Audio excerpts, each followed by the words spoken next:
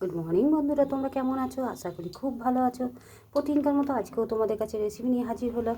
আজকে আমি বানাবো ফুলকপির রোস্ট। ফুলকপি তো একরকম খেয়ে খেয়ে বোর হয়ে গেছে নিশ্চয়ই, তাই ভাবলাম একটু অন্যরকমভাবে বানাই। চলো বন্ধুরা, ঘরে থাকা উপকরণ দিয়ে ফুলকপি রোস্ট বানাবো। কিভাবে বানাবো, কী কী উপকরণ লাগবে, সমস্ত সব কিছু তোমাদের সাথে শেয়ার করব। তার জন্য দেখো বন্ধুরা, আমি ফুলকপি নিয়ে নিয়েছি। দেখো মিডিয়াম সাইজের কেটে নিয়ে আমি হালকা গরম জলে নুন দিয়ে ভাপিয়ে নিয়েছি। ভাপিয়ে মানে হালকাভাবে, পোকামাকড় যাতে না থাকে তাই একটু গরম জলে দিয়ে আমি তুলে নিয়েছি। এখানে নিয়েছি নুন, হলুদ, কাশ্মীর এমনি লঙ্কার গুঁড়ো, ঝাল লঙ্কা কাশ্মীর লঙ্কার গুঁড়ো নিয়ে নিই। এখানে নিয়েছি জিরে, ধনে গুঁড়ো, নুন, হলুদ, চিনি, রোজকার মশলা। এখানে নিয়েছি বড় চামচে 1 চামচ মতন পোস্ত, টক দই। এখানে গরম মশলা, গোটা গরম মশলা, গুঁড়ো গরম মশলা। এখানে পেঁয়াজ, ক্যাপসিকাম, টমেটো, কাজু বাদাম, কাঁচা লঙ্কা আর আদা আর রসুন। এবার প্রথমে আমি পেঁয়াজটাকে ভেজে নেব। তার জন্য আমি কড়াইয়ে তেল চাপিয়ে দিয়েছি। দেখো বন্ধুরা, পেঁয়াজটা আমি দিয়ে দিয়েছি। হালকাভাবে নেড়ে চেড়ে নেব, খুব বেশি ভাজবো না। এরপর দিয়ে দিচ্ছি কাজু বাদাম। কাজু বাদামটাকে হালকাভাবে নেড়ে চেড়ে নেব। আর দিয়ে দেবো কেটে রাখা টমেটো। দেখো বন্ধুরা, হালকাভাবে নেড়ে চেড়ে নিলাম। এরপর আমি এটাকে একটা মিহি পেস্ট করে নিয়ে চলে আসবো। তারপর যে তেলটা থাকবে সেই তেলেই আমি রান্নাটা করে নেব। আর এই তেলটা আমি সাদা তেলে বানাচ্ছি, তোমরা চাইলে সর্ষে তেলেও করতে পারো। এবার আমি এটাকে তুলে নিয়ে পেস্ট করে নিয়ে চলে আসবো। এই তেলে আমি ফুলকপিটাকে ভেজে নেব। দেখো বন্ধুরা, ফুলকপিটা আমি ভেজে নিলাম।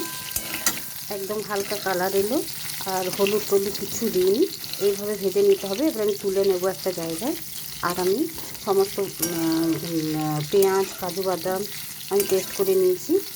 আর এইদিকে অন্য মশলাগুলোও পেস্ট করে নিয়েছি, এগুলো এবার আমি তুলে নেব। দেখো বন্ধুরা, এরপর আমি ওই কড়াইয়ের তেলের মধ্যে আমি ফোড়ন দিয়ে দিলাম গরম মশলা। গরম মশলাটা ভেজে নিয়ে দিয়ে দিলাম আদা, কাঁচা লঙ্কা আর রসুনের পেস্ট।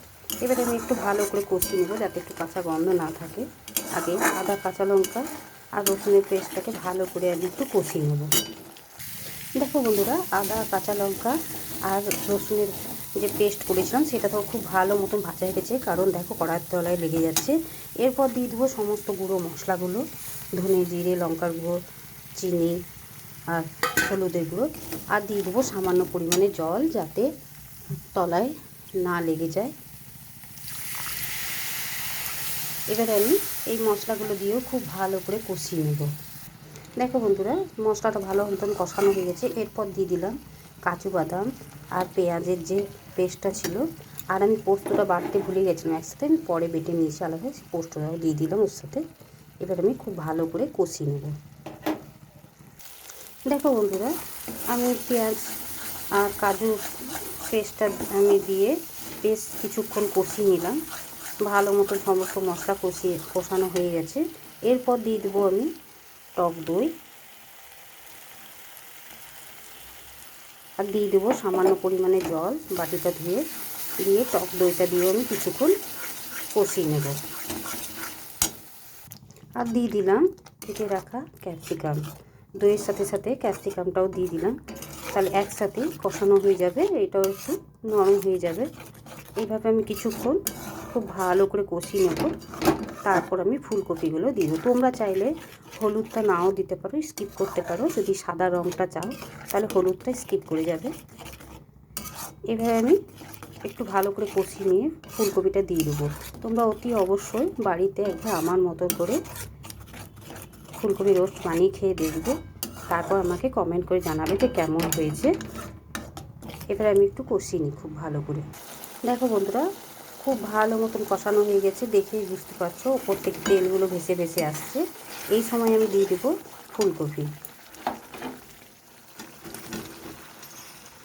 ফুলকপিটা এবারে আমি ভালো করে মিশিয়ে নেব মশলার সাথে। এইভাবে তোমরা বানাবে, রুটি, পরোটা, লুচি, ফ্রায়েড রাইস, ভাত, সমস্ত সব কিছুর সাথেই যাবে। দারুণ লাগবে খেতে। একবার হলো অতি অবশ্যই বানিয়ে খেয়ে দেখবে। এটা আমি পেঁয়াজ রসুন দিয়ে বানিয়ে দেখালাম, আরও একদিন নিরামিষভাবে বানিয়ে দেখাবো। এভাবে আমি কিছুক্ষণ কষিয়ে নেব ফুলকপির সাথে। দেখো বন্ধুরা, এই সময় আমি সামান্য পরিমাণে জলও দিয়ে দিলাম, যাতে ফুলকপিটা শক্ত হয়ে আছে। আমি তো হালকাভাবে গরম জলে একটু ধুই যাতে পোকামাকড় না থাকে। তাই ফুলকপিটা তো একরকম সেদ্ধ ছিল না, তাই আমি সামান্য পরিমাণে জল দিলাম। এবারে আমি একটা ঢাকা দিয়ে দেবো, দিয়ে ফুলকপিটা একটু ভালোভাবে সেদ্ধ করে নেব, যাতে গলে না যায় সেটা লক্ষ্য রাখবে। আর দেখো কতটা দেখতেও ভালো হয়েছে আর খেতেও ততটা সুন্দর হবে।